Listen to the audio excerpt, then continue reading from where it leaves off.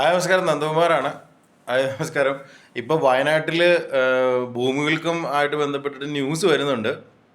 അപ്പോൾ എനിക്ക് പറയാനുള്ളൊരു കാര്യം എന്താണെന്ന് വെച്ചിട്ടുണ്ടെങ്കിൽ, ദയവ് ചെയ്ത് എല്ലാവരുടെയും വീട്ടിലും നമ്മൾ വെള്ളത്തിൽ ഒഴുകി പോകുമ്പോഴത്തേക്കിനും വെള്ളത്തിൽ ഒഴുകി പോകുമ്പോൾ മുങ്ങിപ്പോകാതിരിക്കാനായിട്ടുള്ള എക്യുപ്മെൻ്റ് ഇല്ലേ മേത്തൂടെയൊക്കെ ഇടുന്നത്, അപ്പോൾ അതൊക്കെ ഒന്ന് മേടിച്ച് വെക്കുന്നത് ഏറ്റവും നല്ലതായിരിക്കും. കാര്യം ഈ ഭൂമികൾക്കും അങ്ങാണ്ടും കൂടിപ്പോയി നമ്മുടെ മുല്ലപ്പെരിയാർ പൊട്ടിക്കഴിഞ്ഞാൽ നമ്മുടെ പൊളിറ്റിക്കൽ നേതാക്കന്മാരോ അല്ലെങ്കിൽ ആൾക്കാർ പറയുന്ന കണാ ഡയലോഗുകളൊന്നും ഒരു കാര്യമില്ലാതായി പോകും. നമ്മൾ ഒഴുകി നടക്കേണ്ടി വരും.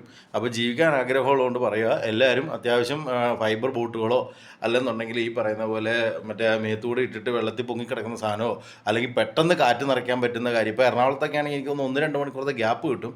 ഊബർ വിളിച്ചോ അല്ലെങ്കിൽ കാർ എടുത്തോ എങ്ങും പോകാൻ പറ്റത്തില്ല, മൊത്തം ബ്ലോക്ക് ആയിരിക്കും. അപ്പോൾ വെള്ളം വരുവാണെങ്കിൽ വെള്ളത്തിൻ്റെ മേളിൽ ഒഴുകി പോകാനേ പറ്റത്തുള്ളൂ. അപ്പോൾ അതുകൊണ്ടിട്ട് മേളിൽ കൂടെ ഇടുന്ന സാധനം ഉണ്ടല്ലോ, മുങ്ങിപ്പോകാതിരിക്കാനുള്ള സാധനം, അത് എത്രയും പെട്ടെന്ന് മേടിക്കുക.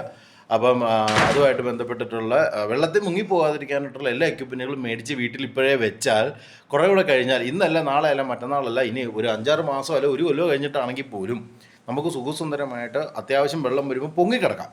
പിന്നെ വല്ല മലയോ കാടമൊക്കെ ഇടിഞ്ഞു പൊളിഞ്ഞ് വരുവാണെന്നുണ്ടെങ്കിൽ നടക്കൂല.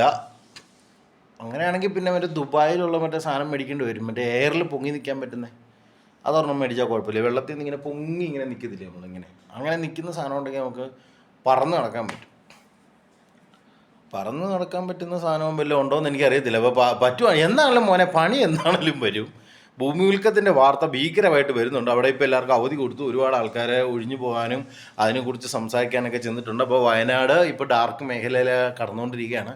നമുക്കറിയത്തില്ല, നമ്മൾ ഈ പറയുന്ന വല്ല സയൻറ്റിസ്റ്റുകളുടെ അല്ലെങ്കിൽ നാസയിലുള്ള ആൾക്കാരുടെ അല്ലെങ്കിൽ ISROയിൽ വർക്ക് ചെയ്യുന്ന ആൾക്കാരുടെയൊക്കെ നമ്പറുകൾ ഉണ്ടെങ്കിൽ അവരാരെങ്കിലും വിളിച്ചിട്ട് കാര്യം ചോദിക്കുക. കാര്യം വേറെ എങ്ങും ചോദിച്ചിട്ട് ഒരു കാര്യത്തിനെക്കുറിച്ചും കൃത്യമായിട്ടുള്ള ഇത് കിട്ടില്ല. പിന്നെ കാശുള്ളവരും അത്യാവശ്യം ഉന്നത ബന്ധങ്ങളുള്ളവരൊക്കെ ഫ്ലൈറ്റ് ചാർട്ട് ചെയ്ത് വേറെ രാജ്യത്തേക്ക് കടന്നു പോകും. പാവപ്പെട്ടവരെല്ലാം ഊമ്പിത്തൊലിഞ്ഞ് കിടക്കുകയുള്ളൂ.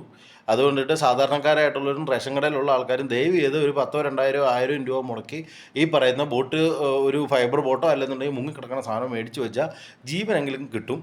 ജീവൻ കിട്ടിയിട്ടുണ്ടെങ്കിലുള്ള ഗുണം, നമ്മളാരും ജനിക്കുന്ന സമയത്ത് നമ്മളാരും പൈസക്കാരനായിട്ടൊന്നും അല്ല വന്ന് എന്തെങ്കിലുമൊക്കെ പണിയെടുത്ത് ജീവിക്കാം. മണ്ണ് വെട്ടി കൊടുത്തോ അല്ലെന്നുണ്ടെങ്കിൽ എന്തെങ്കിലും കടകൾക്ക് പാക്കറ്റ് കവർ ഉണ്ടാക്കി കൊടുത്തോ, ഇല്ലെങ്കിൽ വേണ്ട കപ്പലിൽ വറുത്തോ നമുക്ക് നാളെ ജീവിക്കാം.